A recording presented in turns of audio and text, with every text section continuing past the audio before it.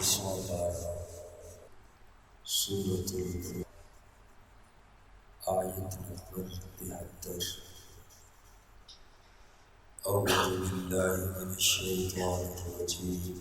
بسم اللہ الرحمن الرحیم۔ والذین اذا ذکروا بآیات ربہم، اور عباد الرحمن وہ لوگ ہیں اذا ذکروا بآیات ربہم کہ جب انہیں نصیحت کی جاتی ہے ان کی رب کی آیتوں کے ساتھ، لم یخروا وہ نہیں گرتے، علیہا ان آیتوں پر، صما وعمیانا بہرے اور اندھے ہو کر۔ عباد الرحمن کی صفات کا تذکرہ چل رہا تھا، اور کل جو صفت بیان ہوئی عباد الرحمن کی وہ یہ تھی کہ لغویات اور فضول قسم کی مجلسوں سے اجتناب کرتے ہیں، اور آج 14ویں صفت بیان کی کہ اللہ کے خاص بندے وہ ہوتے ہیں کہ جو نصیحت کی باتوں پر دھیان کرتے ہیں۔ جب ان کے سامنے اللہ کے قرآن کی آیتیں یا نصیحت کی باتیں کی جاتی ہیں تو وہ منافقین کی طرح اندھے اور بہرے ہو کر نہیں گرتے، بلکہ دل لگا کر اللہ کے قرآن اور نصیحت کی باتوں کو سنتے ہیں اور پھر اس پر عمل کرنے کی کوشش کرتے ہیں، اور اسی طریقے سے دوسروں کو ترغیب دیتے ہیں۔ اس آیت پاک کی تفسیر میں امام فخر الدین رازی رحمۃ اللہ تعالی علیہ لکھتے ہیں کہ جب ان کو قرآنی آیات کے ذریعے نصیحت کی جاتی ہے وہ شوق سے سنتے ہیں اور اس سے نصیحت حاصل کرتے ہیں۔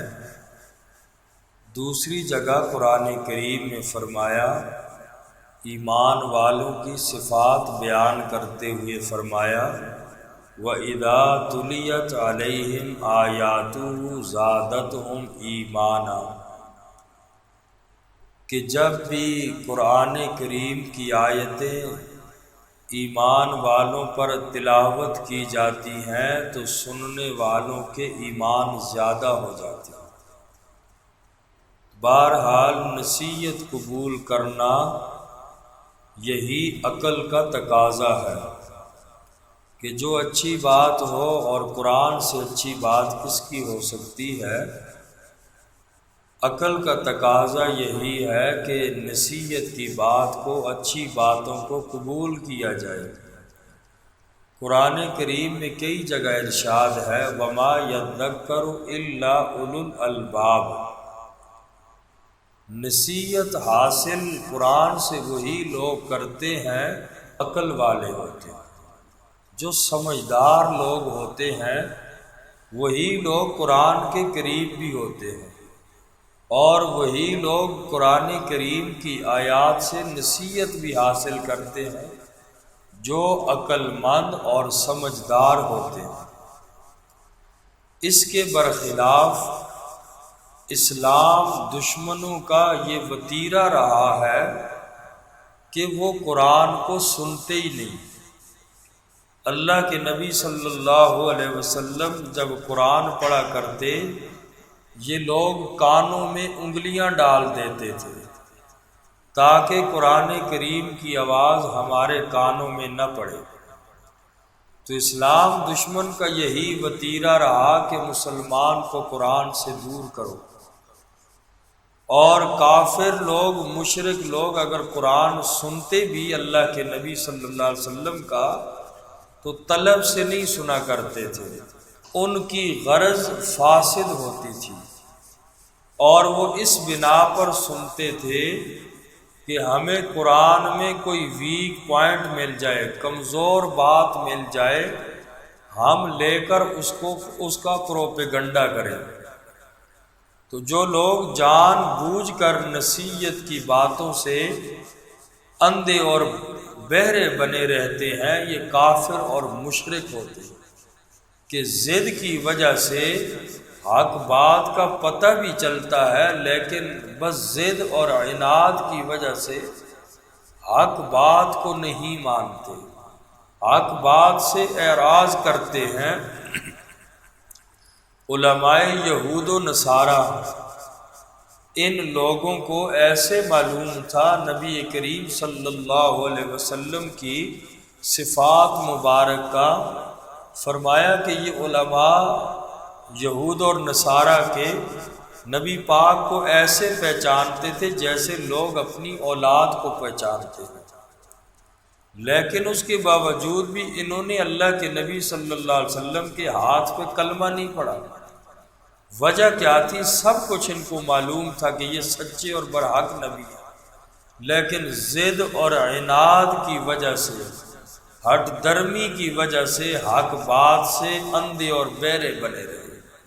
تو جو بندہ حق بات معلوم ہونے کے باوجود اندھا اور بہرا بنا رہتا ہے، کبھی بھی اسے ہدایت نہیں ملتی، اگرچہ علم اس کے پاس آ جاتا ہے لیکن ہدایت اس بندے کو نصیب نہیں ہوتی۔ تو یہ 14ویں صفت اللہ کے خاص بندوں کی بیان فرمائی، والذین اذا ذکروا بآیات ربہم، عباد الرحمن وہ لوگ ہیں کہ جب انہیں نصیحت کی جاتی ہے اپنے رب کی آیتوں کے ساتھ، لم یخروا علیہا، وہ نہیں گرتے ان پر، صما و عمیانا، بہرے اور اندھے ہو کر گرتے نہیں، بلکہ غور اور فکر اور سمجھنے کی کوشش کرتے ہیں۔ والذین یقولون ربنا، اور وہ عباد الرحمن یوں دعا کرتے ہیں اللہ سے، یقولون ربنا، وہ کہتے ہیں اے ہمارے رب، ہب لنا من ازواجنا، دے ہمیں ہماری بیویوں سے، وذریاتنا، اور ہماری اولاد سے، قرۃ اعین، آنکھوں کی ٹھنڈک، وجعلنا للمتقین اماما، اور بنا ہمیں متقین کا پیشوا اور رہنما۔ فرمایا کہ وہ اللہ سے یوں دعا کرتے ہیں، جو ان کی بیویاں ہیں، جو ان کی اولاد ہے، اپنی بیویوں اور اولاد کے حق میں اللہ سے دعا یہ کرتے ہیں، اے اللہ ہماری ازواج کو اور ہماری اولاد کو ہماری آنکھوں کی ٹھنڈک بنا۔ اولاد اگر یا گھر والے نمازی ہوں، دیندار ہوں، تو مومن کی آنکھوں کی ٹھنڈک ہوتی ہے، اور اگر بے نمازی ہوں یا بے دین ہوں تو اس سے بڑا صدمہ بھی کوئی نہیں۔ ایسے لوگ، ایسی اولاد، کیونکہ نیک اولاد دنیا میں بھی اور آخرت میں بھی یہ ذخیرہ نجات بنتی ہے، تو اس لیے والدین کا حق بھی ہے اپنی اولاد کے لیے، گھر والوں کے لیے دعائیں کرتے رہا کریں، اور یہ قرآن کی بتائی ہوئی دعا ہے کہ اللہ کے جو خاص لوگ ہیں وہ یوں اپنے گھر والوں کے لیے، اولاد کے لیے دعائیں کرتے ہیں۔ تو اس دعا کو زبانی یاد فرما لیں، ربنا ہب لنا من ازواجنا وذریاتنا قرۃ اعین وجعلنا للمتقین اماما۔ تو یہ بہت بہترین دعا ہے، آدمی کو دعا اپنی دعاؤں میں اس کو بھی شامل کرنا چاہیے۔ اللہ تعالی ہم سب کو عمل کی توفیق